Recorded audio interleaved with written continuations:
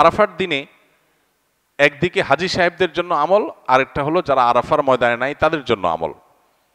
যারা হাজী সাহেবরা আরাফার ময়দানে অবস্থান করছেন তাদের জন্য ওই দিনের সবচেয়ে শ্রেষ্ঠ আমল হলো লা ইলাহা ইল্লাল্লাহ ওয়াহদাহু লা শারীকা লাহু লাহুল মুলকু ওয়া লাহুল হামদ ওয়া হুয়া আলা কুল্লি শাইইন কাদির।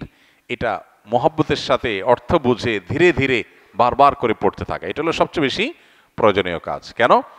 কারণ নবী করিম সাল্লাল্লাহু আলাইহি সাল্লাম বলেছেন যে খায়রুদ দুআ দুআউ ইয়াউমি আরাফা, আরাফাত দিনের দোয়া হলো শ্রেষ্ঠ দোয়া। ওয়া খায়রু মা কুলতু আনা ওয়ান নাবিয়্যুনা মিন ক্বাবলি, নবীজি বলেছেন আমি আর আমার পূর্বের যত নবী রাসূল এসেছেন সবাই যত দোয়া আল্লাহর কাছে করেছে এর মধ্যে সবচেয়ে উত্তম হলো এটা, লা ইলাহা ইল্লাল্লাহু ওয়াহদাহু লা শারীকা লাহু লাহুল মুলকু ওয়া লাহুল হামদু ওয়া হুয়া আলা কুল্লি শাইইন কাদির। আল্লাহ ছাড়া সত্যিকারের কোনো মাবুদ নাই, লা ইলাহা ইল্লাল্লাহ ওয়াহদাহু লা শারীকা লাহু, তিনি একক এবং তার কোনো শরীক নাই, লাহুল মুলক ওয়া লাহুল হামদ, রাজত্ব এবং প্রশংসার অধিকারী একমাত্র তিনি, ওয়া হুয়া আলা কুল্লি শাইইন কাদির, তিনি সব কিছু করতে সক্ষম। বাহ্যিক দৃষ্টিকোণ থেকে এই বাক্যগুলোর মধ্যে কোনো প্রার্থনা নাই, তাহলে এগুলোকে দোয়া বলা হচ্ছে কেন? সেটা নিয়ে অনেক আলাপ আছে এবং মুহাদ্দিসিন ইকরাম একমত যে এইগুলো দোয়া, এখানে আল্লাহ রাব্বুল আলামিনের কাছে পরোক্ষভাবে নিজের চাওয়াকে পেশ করা হচ্ছে, আল্লাহর শক্তিমত্তার কথা জাহির করে আল্লাহর কাছে নিজের সবকিছুই নিবেদন করা হচ্ছে পরোক্ষভাবে, এটাও দোয়াই। তো এটা হলো আরাফার ময়দানে যারা হাজির অবস্থান করবেন তারা সবচেয়ে বেশি পড়বেন। অনেক উলামা ইকরাম অবশ্য বলেন যে এই দোয়া অর্থাৎ লা ইলাহা ইল্লাল্লাহু ওয়াহদাহু লা শারীকা লাহু লাহুল মুলকু ওয়া লাহুল হামদু ওয়া আলা কুল্লি শাইইন কাদির, আরাফার দিনে, আরাফার বাইরে যারা পৃথিবীর বিভিন্ন প্রান্তে গায়রে হাজি যারা আছি তারাও পড়তে পারেন, বরং আরাফার দিনে তাদের এটা পড়া উচিত এবং এ ব্যাপারে অনেকে রেকমেন্ড করেন। তাহলে একটা করণীয় পেলাম লা ইলাহা ইল্লাল্লাহু ওয়াহদাহু লা শারীকা লাহু, এটা পড়া।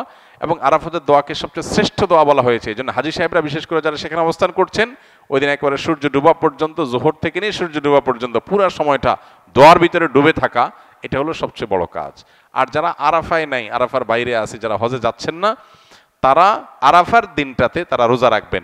আরাফার দিনের রোজা নিয়ে আমাদের দেশে প্রতি বছরই গন্ডগোল বা মত পার্থক্য দেখা দেয়, কোন দিন রোজা রাখবো? এটা কি হাজিরা অবস্থান করছে ওই দিন, নাকি আমি যে দেশে আছি সেই দেশে যখন জিলহজের 9 তারিখ হবে? তো এটা নিয়ে উভয় পক্ষেই দলিল আছে, যুক্তি আছে, দুই মতেরই সপক্ষে আলেমদের বক্তব্য আছে।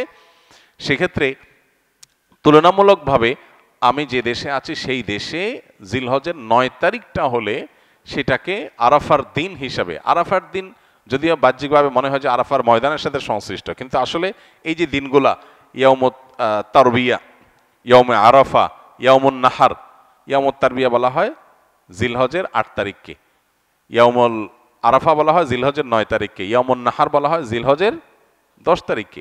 এখন এই নামগুলো যদিও হাজিদের হজের সাথে রিলেটেড, কিন্তু হজের বাইরে যারা আছে তাদের জন্য আপনার ফিকহের কিতাবগুলোতে বিভিন্ন দ্বীনি কিতাব পুস্তকে ইয়াউমে তারবিয়া, ইয়াউমুন নাহার বলা হয়েছে। এর মানে এইটা না যে হাজিদের সাথে মিল করতে হবে, যে দেশে যেটা হবে সেটাই প্রযোজ্য হয়। তো সেই আলোকে ইয়াউমে আরাফা আপনি যেখানে অবস্থান করছেন সেখানকার 9 তারিখ হিসাব করে রোজা রাখতে পারেন। যদি আপনার কাছে বেশি মনে হয় যৌক্তিক যে না হাজিদের অবস্থানের সাথে মিল করে রাখাটা, যেহেতু নামের মধ্যেই ইয়াউমে আরাফা আছে, অতএব ওইটা আমি রাখবো, তো সেক্ষেত্রে আপনি সেটাও করতে পারেন, কোনো অসুবিধা নেই। কোনো রেওয়ায়েতের আলোকে জিলহজের প্রথম 9 দিনের প্রত্যেক দিন রোজা রাখা উচিত, কারণ মা মিন আইয়ামিন আল আমালুস সালিহু ফিহিন্না আহাব্বু ইলাল্লাহ মিন হাযিহিল আইয়াম, বুখারীর হাদিস রয়েছে। এই দশকটাতে এমনি নেকামল করা উচিত, অতএব নফল রোজা আপনি প্রথম সবগুলো দিন রাখতে পারেন, তাহলে আর কোনো ইখতিলাফের ঊর্ধ্বে এমনিই উঠে গেলেন। অতএব আরাফার দিনে আরাফাতের বাইরে যারা আছেন তারা রোজা রাখবেন, আর আরাফাতে যারা আছেন তারা কি করবেন? ওই যে লা ইলাহা ইল্লাল্লাহু ওয়াহদাহু লা শারীকা লাহু বেশি বেশি পড়বেন, আর বেশি বেশি আল্লাহর কাছে দোয়া করবেন। দোয়াটা অবশ্য আমরা আরাফাতে যারা নাই তারাও করতে পারি।